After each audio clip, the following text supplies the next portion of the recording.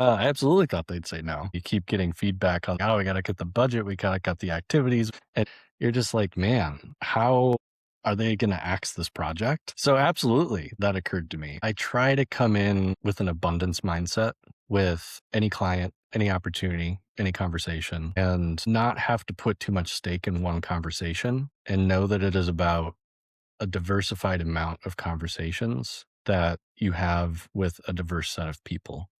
Joining me today is Aaron Hauger, founder of Dvanjoy Data Solutions. Aaron, welcome. Thank you for being here. Tell us about yourself, what Dvanjoy does, and then we'll jump straight into how you got your first paying client. Yeah, awesome. Appreciate it.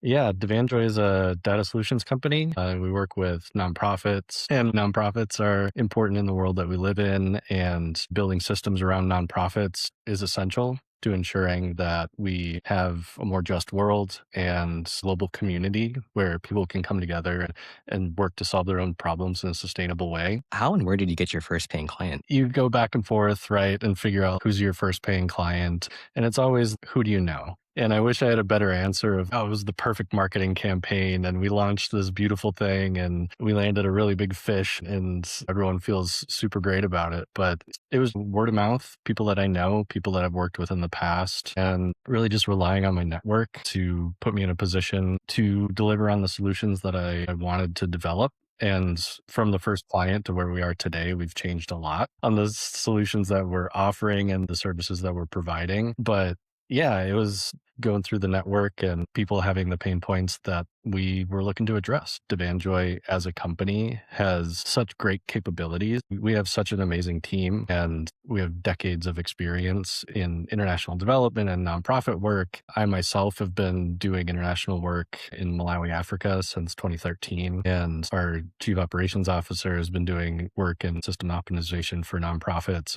across the country for a long time as well. And our chief stakeholder officer is someone that I was working on conflict resolution in Southeast Asia.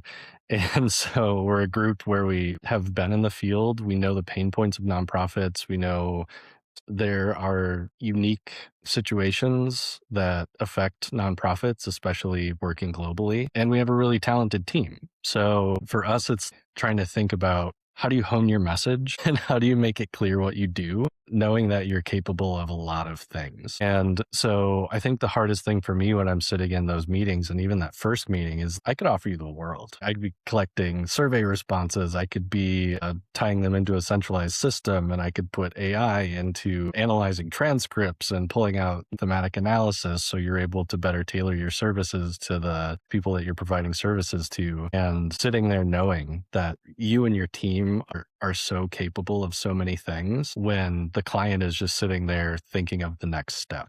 And it's, what is step one and what happens day one? How do I get this end result that I'm looking for? But knowing that you're the expert and I need to listen to you and have you sort of chauffeur me through this process as we work through it. But a lot of negotiation. And I wish I had a better way of saying that, but the client isn't considering all of those bells and whistles that you know you're capable of. They're considering, how do you fix these pain points that I have? And what can you do tomorrow to get me closer to that goal? And so it's almost tampering my own expectations about a project and really stepping back and saying, put the client first. Let's build this relationship. Let's get a first couple wins under our belt. Let's get those few successes. So I would say with my first client, it was starting with the bells and whistles and then being talked down to what that first step was, right? And took some time to build some trust. And now they are in a position where they want to renew and continue the conversation into something different and better. So yeah, it's just a constant negotiation between yourself, the client, expectations, what you know you can deliver, and ensuring that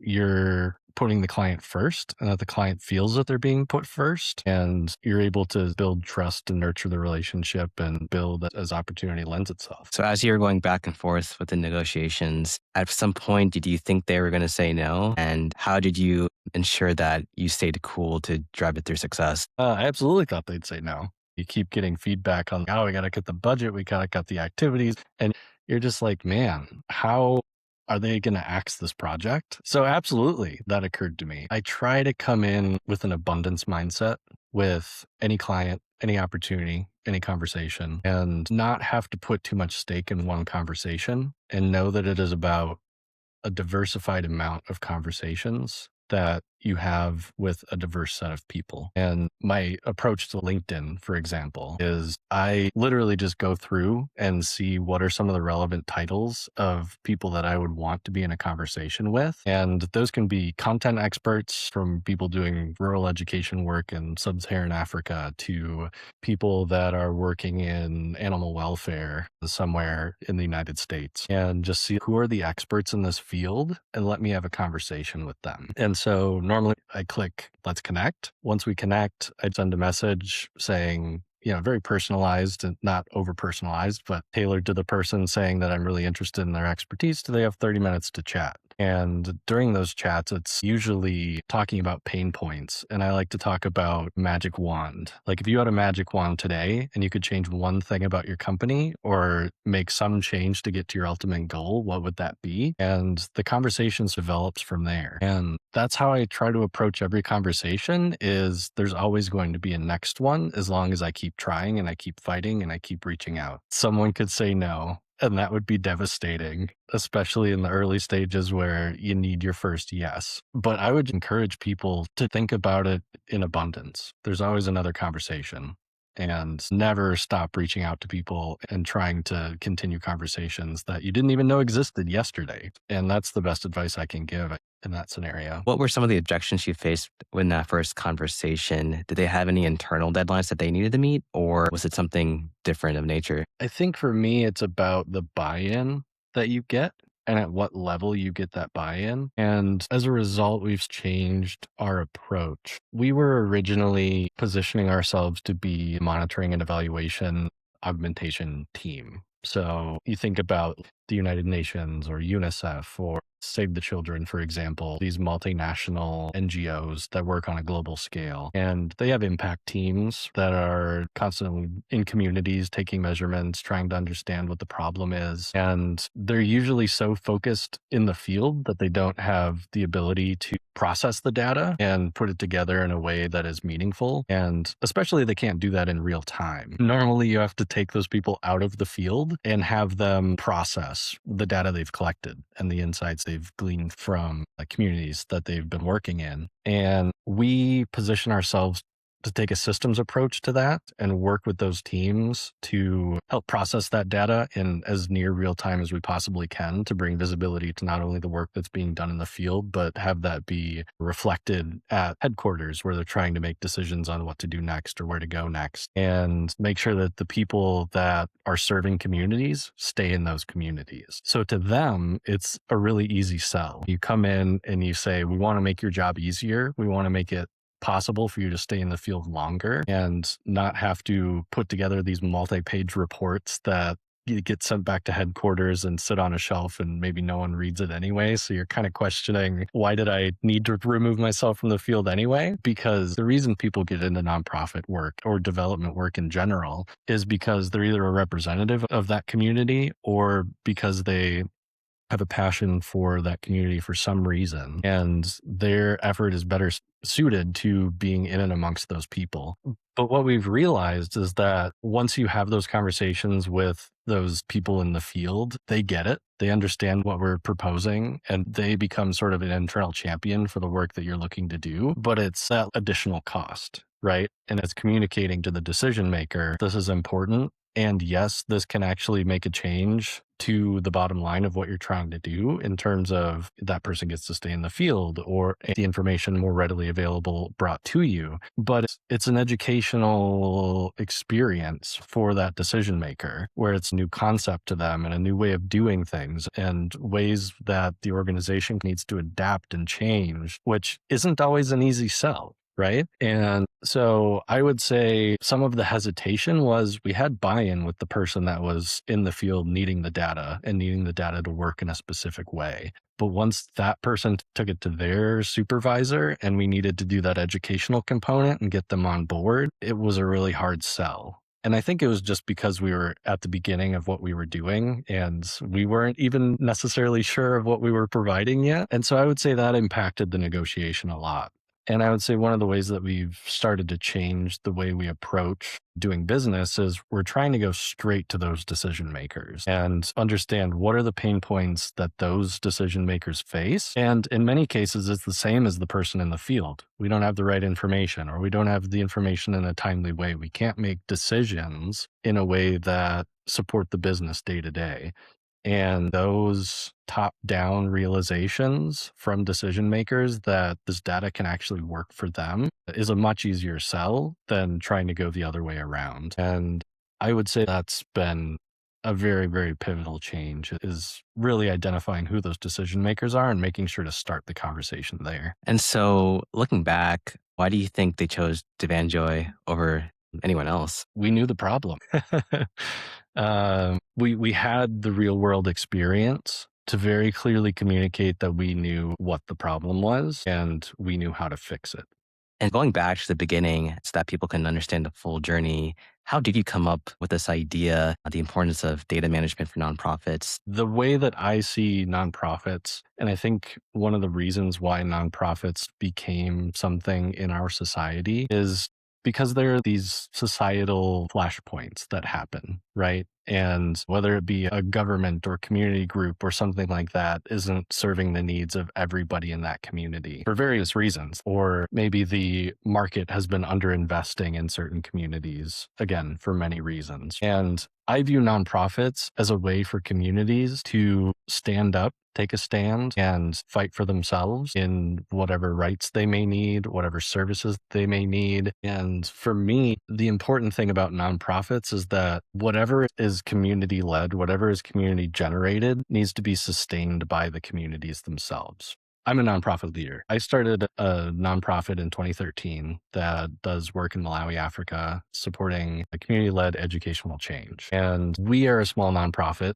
We are led by community needs. We always ask the questions, well, would a community make changes if they had the financial or technical means to make those changes on their own? And everything is about the community, and everything is about addressing those needs and allowing communities to mobilize and create advocacy for themselves. And there have become funding cycles in international development where it's very top down, and it's hard for community groups and community led organizations to make change, because the way that grants work, or the way they used to work maybe 5, 10 years ago, is that there was some group in Washington, D.C. that understood a problem somewhere across the world, and they would develop some criteria for a grant, and then they would push it out for people to apply to the grant, and then people would apply for the grant, and then they would submit the grant.